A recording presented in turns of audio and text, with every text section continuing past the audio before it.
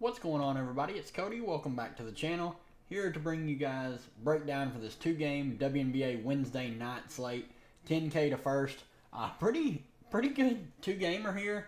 Atlanta's been playing really well, so that's a pretty good game. And then obviously Minnesota and the Aces, two of the best teams in the WNBA. Let's look back at my lineups from tonight. The streak of cashing since the break kicked back off, or since the second half of the season started back up, is over.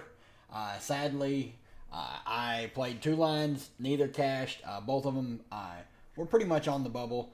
This line I was really happy with. Doncic played well in her limited minutes in the first half. I was expecting her to play more. I was not expecting Vandersloot to play 30 minutes.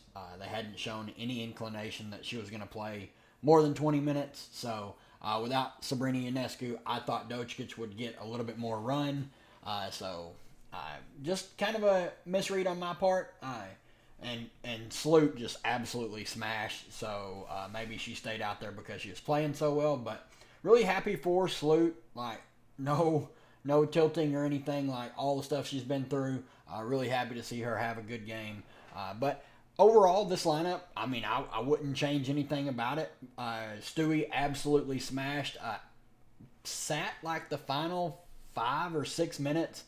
They were up a ton, but really weird. I thought she would at least play a couple more minutes, but she had played practically the entire game up to that point. But Satu, absolute massive chalk, pretty much a must play. And then my other lineup, I played Story Walker Kimbrough. She was kind of like the last piece in. She was awful. And I played Lee Uru, who was amazing off the bench, played a lot of minutes.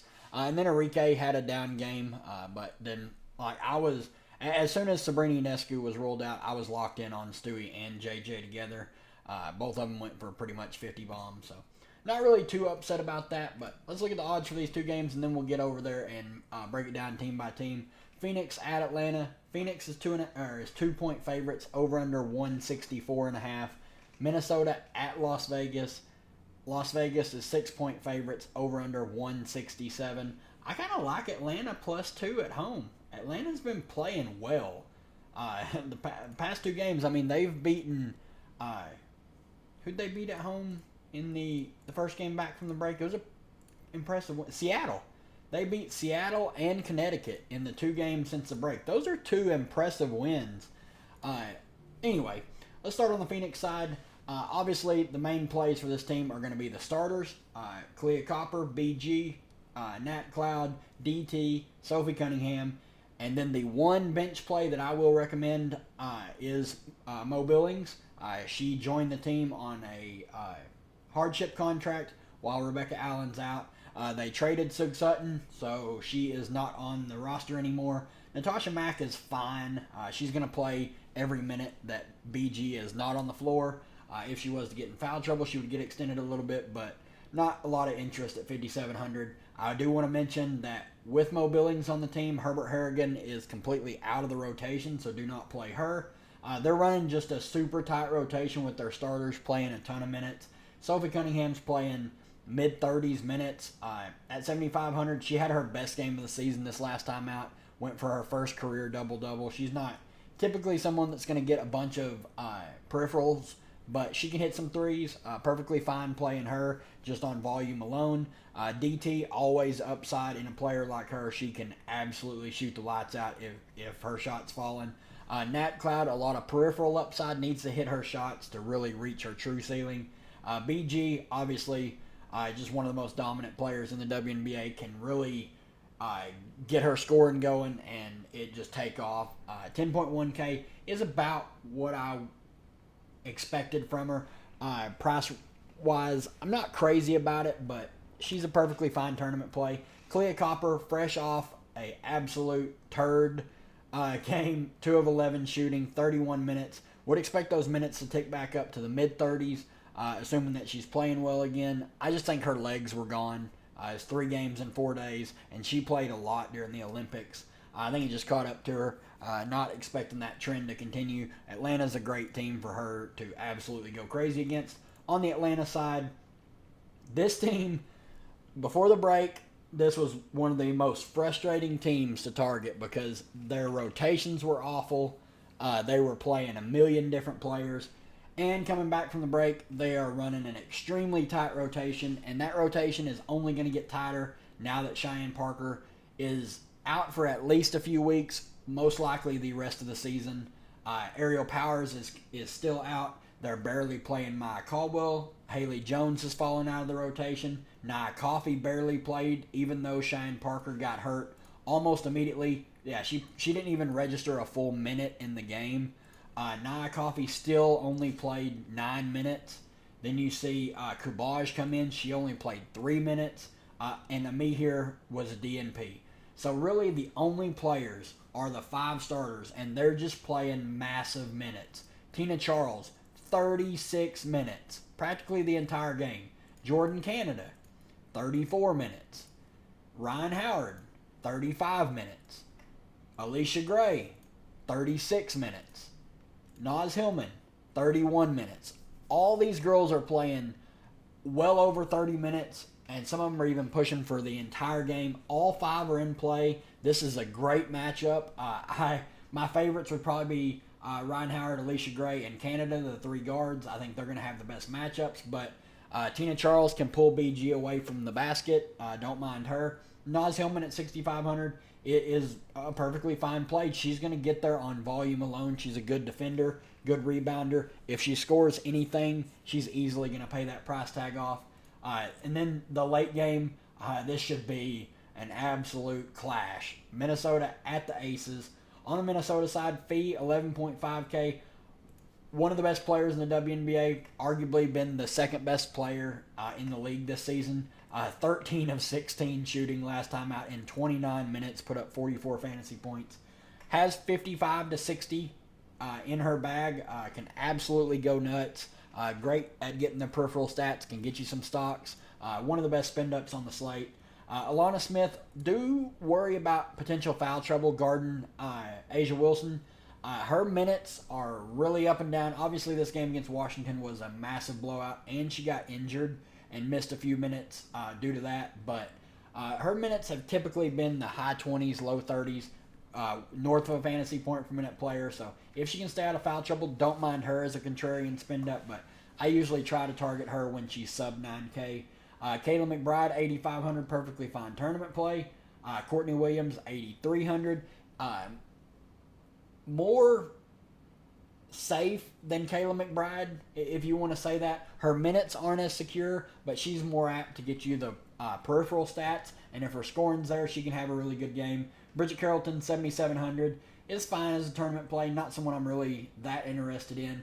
Diamond Miller has been seeing an uptick in minutes. She played 12 and then 19. Like I said, this game was a blowout. I'm expecting her to play 12 to 15 minutes. And she can be a solid player when she's on the floor if she's being aggressive. Xander Ossini's probably going to play 10 to 12 minutes. Heidemann, 12 to 14. Dorka, 12 to 15. So really just the starters that I have a lot of interest in. Then on the Aces side, obviously Asia Wilson at the top. If you have the salary and want to just start your build with Asia Wilson at 13.5K, I have zero issue with it. She's the best player on the planet. Nobody even comes remotely close. 65 fantasy points in 34 minutes. Just unreal production from her. If they priced her at 14.5, I would still probably play her. Jackie Young, sub 10K. Been a bit disappointing in the 2 games since the break. Obviously shot 1 of 8 here. 17 and 28 fantasy points, but we know the upside that she has. And it's a tough matchup, but Jackie Young can go crazy against anybody. Definitely have some tournament interest there. Same with Kelsey Plum, 8,800. She's not been very good for a while. She'll have a game where she has a good game and then she goes right back to her mediocre ways this season. Obviously, she's had some off-the-court issues that are, I'm sure, affecting her play. But she's still playing big minutes. Can get you some peripheral stats. Haven't been the best of late peripheral-wise, but obviously can absolutely still get you 20 real-life points on any given slate. Chelsea Gray at 7,300 has been playing really well. Obviously, her minutes ticked down on the back-to-back. I was afraid of this, but if she's going to play low 30s minutes, she can get you the peripheral stats, and she can still shoot it some. She looks for a shot more often than most point guards in the league, and she can get her own shot. She can create her own shot. And at 7,300, I have some interest. Tiffany Hayes, 6,100. Saw the uptick in minutes because Chelsea Gray saw the downtick in minutes. Don't mind her coming off the bench. If she plays well, she'll get extended a little bit.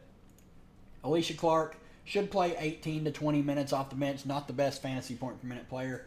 Kia Stokes, 4,900. 21 and 16 minutes in the 2 games since the break. She's going to play right around that range, 16 to the low 20s.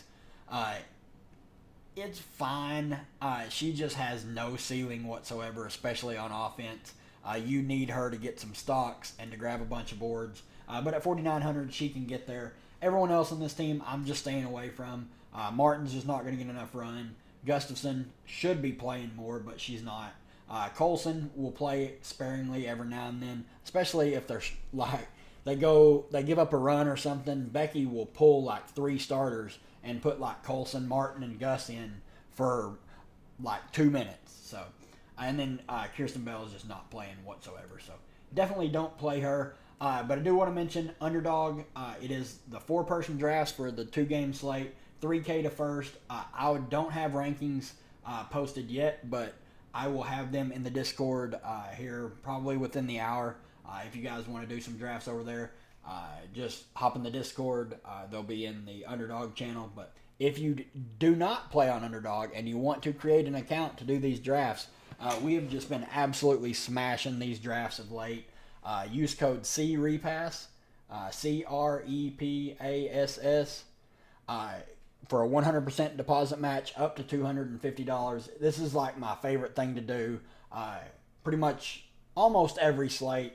There's always an edge on most of the slates. But that's going to do it for me, guys. If you enjoy the content, leave a like on the video. You guys have been crushing the like button. The views are up on the channel. Really love to see that. Hope to keep it going. We are so close to 500 subscribers. Would love to get there before college football season starts.